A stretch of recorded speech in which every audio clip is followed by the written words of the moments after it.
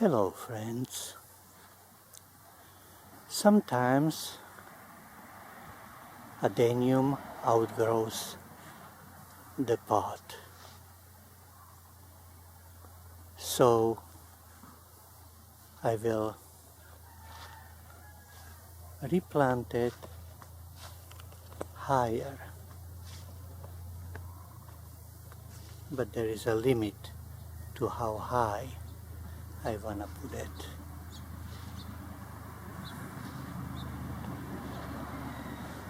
Aesthetically, it makes sense only so high, no more.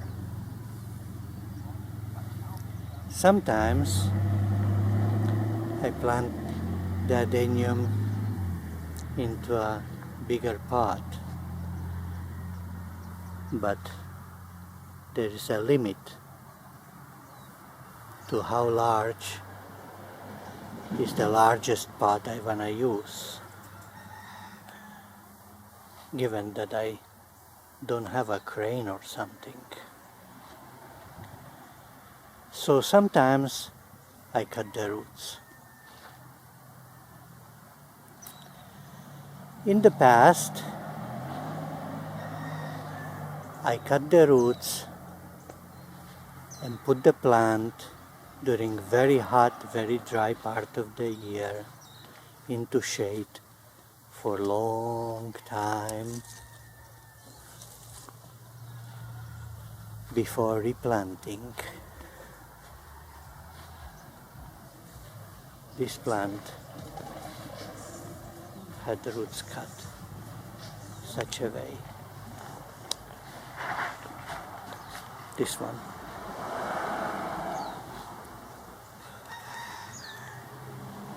And sometimes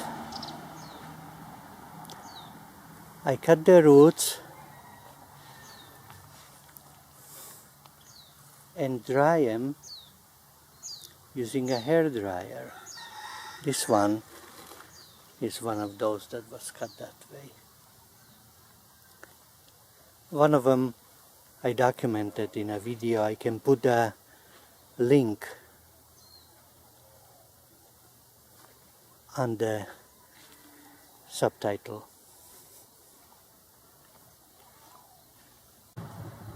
Well, today I took out of the pot one plant because it wasn't growing well,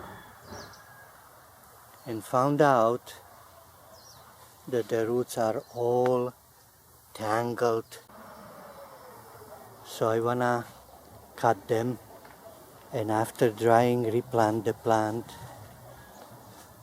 But the weather isn't quite dry enough, and so I think of drying the wounds third way,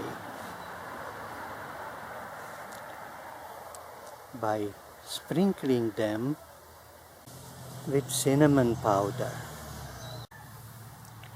I heard that cinnamon powder has antifungal properties, but wasn't sure if it's not just a misinformation, myth.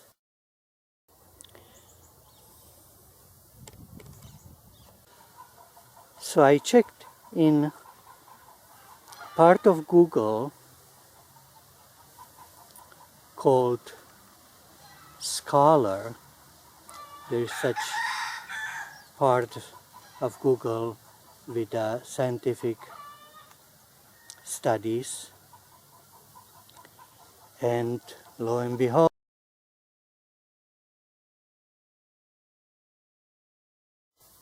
here it is. I typed cinnamon oil antifungal and checked these studies and found that the oil of cinnamon had stronger antifungal properties than other organic oils studied.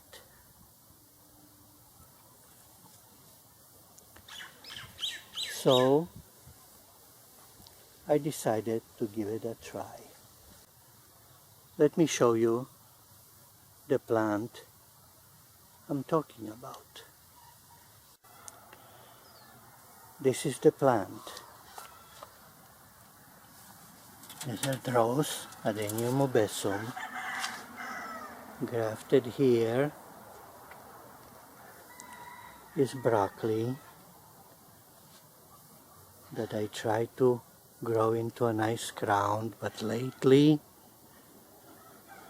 for every leaf grown there are 2 dropping, and so I took it out of the pot and washed the roots and found out that they are very tangled,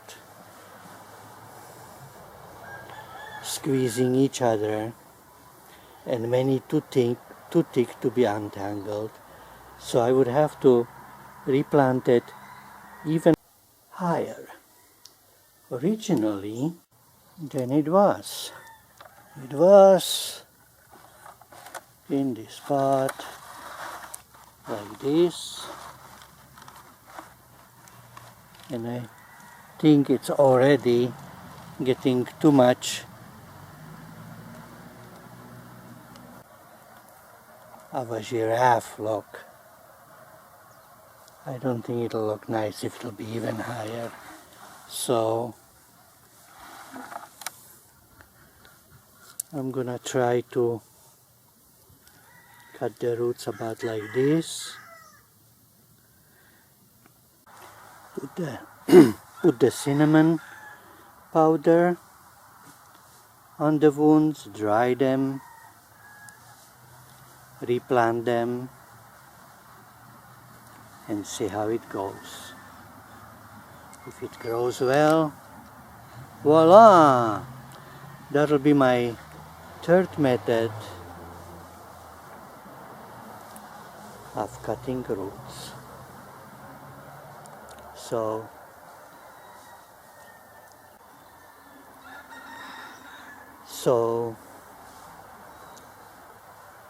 let's go at it. Right, here is the pile of roots that I cut. More than I thought I would, because as I was cutting, the roots here close to the top were so tangled. Now that the tangles are liberated, I washed, I hosed still dirt as much as I could from the crevices.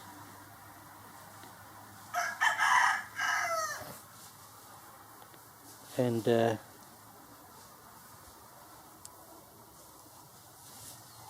water should a little bit dry out, and then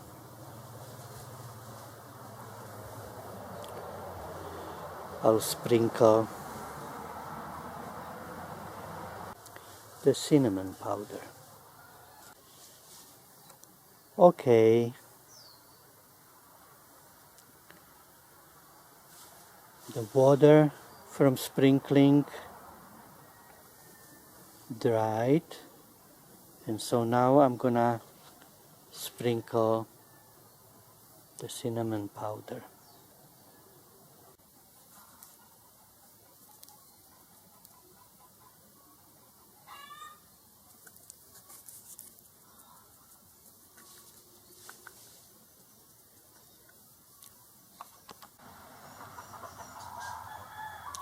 Done. And now into some shady place, but away from rain, for a week or so, and then plant it.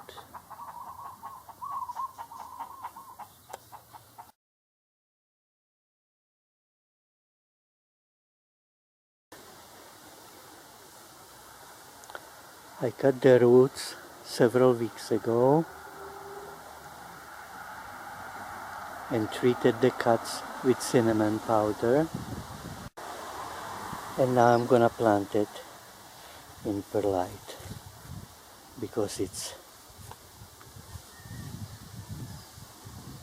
sterile. If everything goes good, then it'll get regular growing medium with next transplant. Okay, here I'm stabilizing the plant with pieces of styrofoam wedged between trunk and edges of a concrete pot, and we'll add some more perlite, and later on when it's gonna be transplanted to a regular growing medium, I might lift the plant again significantly.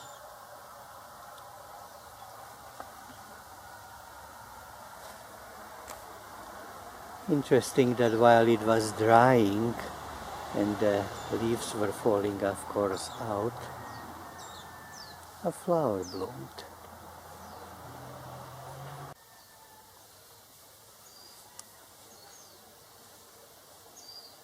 Well, it's been a month since I planted this root-cutted plant in perlite.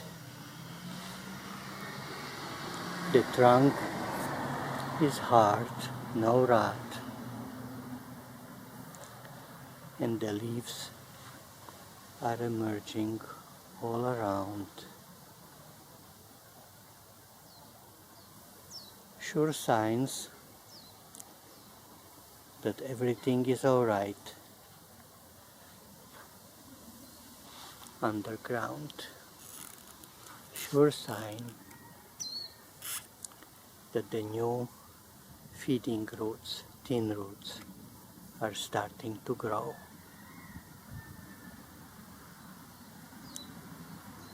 So in spring I'll transplant this plant in the regular growing medium, take out the styrofoam supporting blocks and plant it a little higher so you would see the spreading roots, and voila, project over, roots shortened,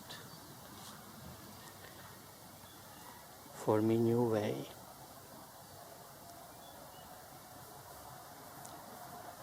By putting root powder from cinnamon powder on the cutted roots.